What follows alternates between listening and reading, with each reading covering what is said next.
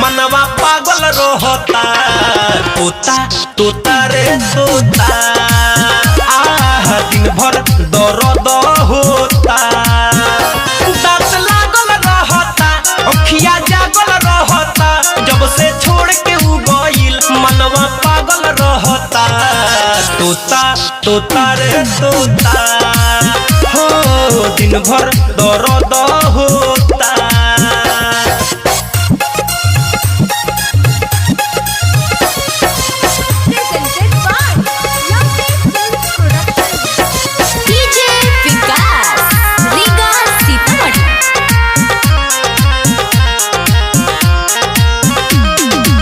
ऐसन बेमारी देके गइल रे कवनो ना मिलता दवाई।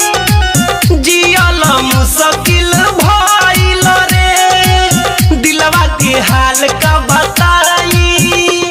अब ना जियल जाता रे अब ना पियल जाता रे। अपने हाथे अपन फाटल दिल ना सियल जाता रे। तोता तोता रे तोता दिन भर दर्द होता।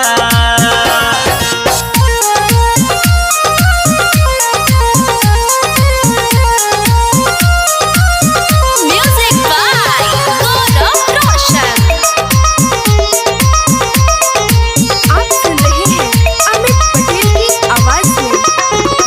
नैना से नैना काहे चार भइल अखिए से काहे इजहार भइल। रो रो के बानी अब तहार गइल उनके से काहे हमके प्यार भइल। ले जा तू सनेस हमरा तू बगली के देश। कही हो जाके उनका से भइल पागल के बाभेस। तोता तोता रे तोता दिन भर दर्द होता। दांत लागल रहता अखिया जागल रहता। जब से छोड़ के उ गइल मनवा पागल रहता। तोता तोता रे तोता हो दिन भर दर्द